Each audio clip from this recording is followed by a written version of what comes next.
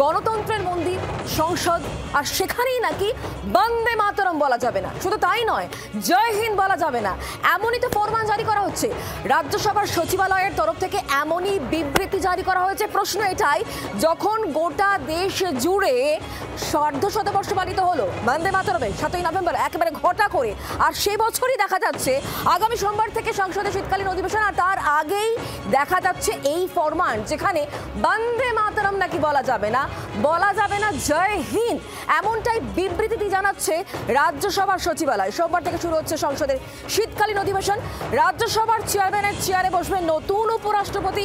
বন্দে মাতরমের 150 বছর পালন করেছে কেন্দ্র ঘটা করে, আর তার আগে রাজ্যসভার সচিবালয়ের এই ফরমানে উঠছে প্রশ্ন। আমরা কথা বলবো, আমাদের সঙ্গে রাজীব রয়েছেন, আমাদের প্রতিনিধি সরাসরি। রাজীব, কেন এই ফরমান? দেখো, এটিকে ফরমান বলা যেতে পারে বা এটিকে একেবারেই প্রথামাফিক একটি বুলেটিন বলা যেতে পারে। রাজ্যসভার তরফ থেকে এরকম বুলেটিন দেওয়া হয় প্রত্যেকবার অধিবেশন শুরুর আগে। রাজ্যসভা বা লোকসভা দুটি যে সচিবালয়, দুটি সচিবালয় থেকেই তাদের যারা সদস্য অর্থাৎ লোকসভার সদস্য এবং রাজ্যসভার সদস্যদের এই ধরনের বুলেটিন দেওয়া হয়।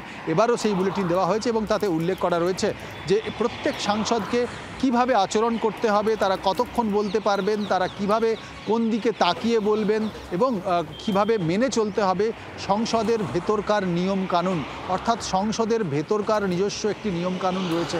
আর সেখানেই উল্লেখ করা হয়েছে ধন্যবাদ অর্থাৎ থ্যাঙ্কস বা থ্যাংক ইউ, আপনাকে ধন্যবাদ, বা জয় হিন্দ বা বন্দে মাতরম বক্তব্যের মধ্যে, বক্তব্য শেষ করার সময়, বক্তব্যের শুরুতে এগুলি বলা যাবে না। যে খবর আমরা রাজ্যসভার সচিবালয় থেকে পাচ্ছি যে এর মধ্যে নতুনত্ব কিচ্ছু নেই, এটি যে প্রথা মাফিক তাদের বুলেটিন দিতে হয় তারা সেটি দিয়ে থাকে।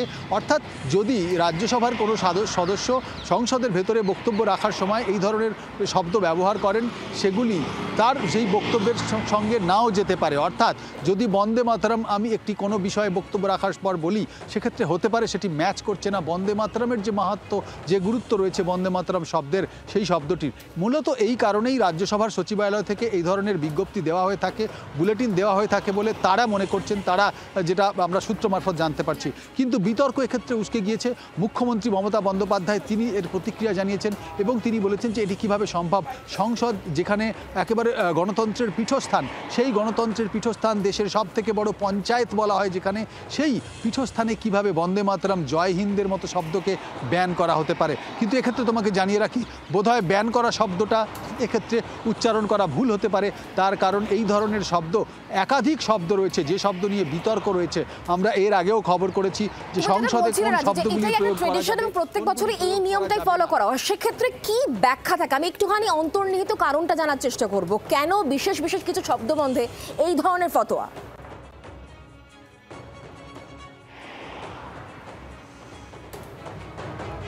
দেখো, যদি আরেকবার প্রশ্নটা রিপিট করো। তুমি যেটা বলছিলে এটাই ট্রেডিশন, প্রত্যেক বছর এমনটাই করা হয়ে থাকে, কিন্তু কেন এই বিশেষ বিশেষ শব্দবন্ধেই এই ধরনের ফতোয়া বা এই নিষেধাজ্ঞা জারি করা হয়ে থাকে?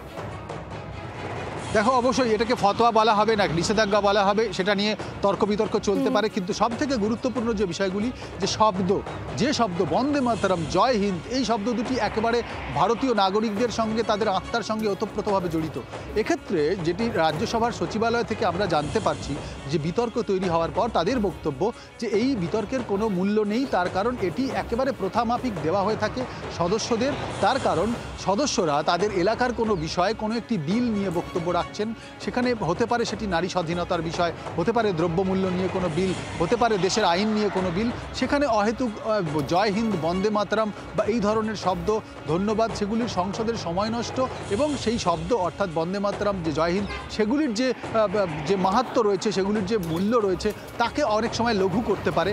সেই কারণেই সদস্যদের নির্দেশিকা দেওয়া থাকে, গাইডলাইন দেওয়া থাকে। তাদের একটি বক্তব্য রাখার ক্ষেত্রে তাদের যেমন বলা হয়ে থাকে যে চেয়ারে যিনি থাকবেন, চেয়ারম্যান রাজ্যসভায়, তার দিকে তাকিয়ে কথা বলতে হবে, অন্য কোনো সদস্য সেই সময় উঠে দাঁড়াবেন না। অর্থাৎ একেবারে তুমি যদি দেখো যে নার্সারি স্কুলের বাচ্চাদের যেরকম নির্দেশিকা দেওয়া হয়ে থাকে, গাইডলাইন দেওয়া হয়ে থাকে, হাই স্কুল বা কলেজের সেরকমভাবেই এরাও যারা সদস্য সংসদের, সেই সংসদ পরিচালনা যিনি করেন লোকসভার স্পিকার এবং রাজ্যসভায় চেয়ারম্যান। বুঝতে পারছি রাজীব, অনেক ধন্যবাদ আমাদের সঙ্গে সরাসরি থাকার জন্য। তবে এই নির্দেশিকা নিয়ে প্রশ্ন তুলেছেন খোদ রাজ্যের মুখ্যমন্ত্রী মমতা বন্দ্যোপাধ্যায়, তিনি ঠিক কি বলেছেন এই বিষয়ে, তার বক্তব্য কি শোনাবো।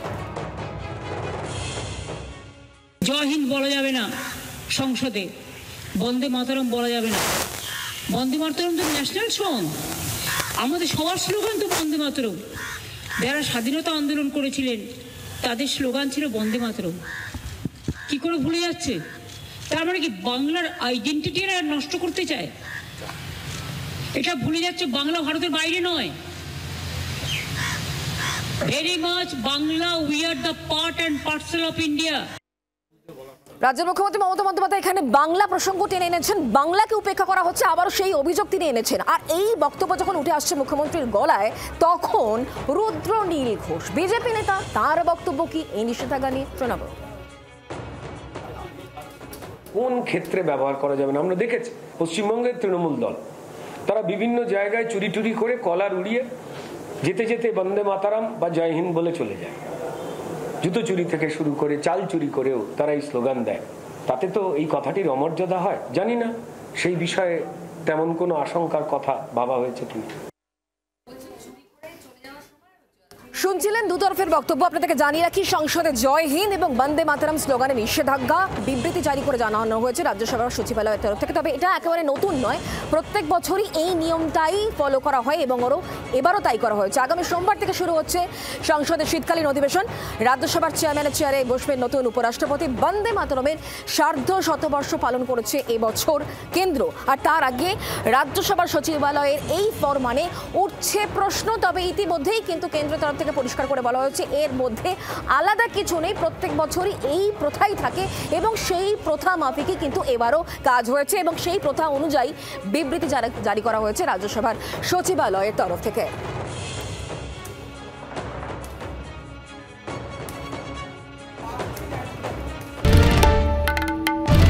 বাংলার আওয়াজ, বাঙালির আবেগ, জি 24 ঘন্টা।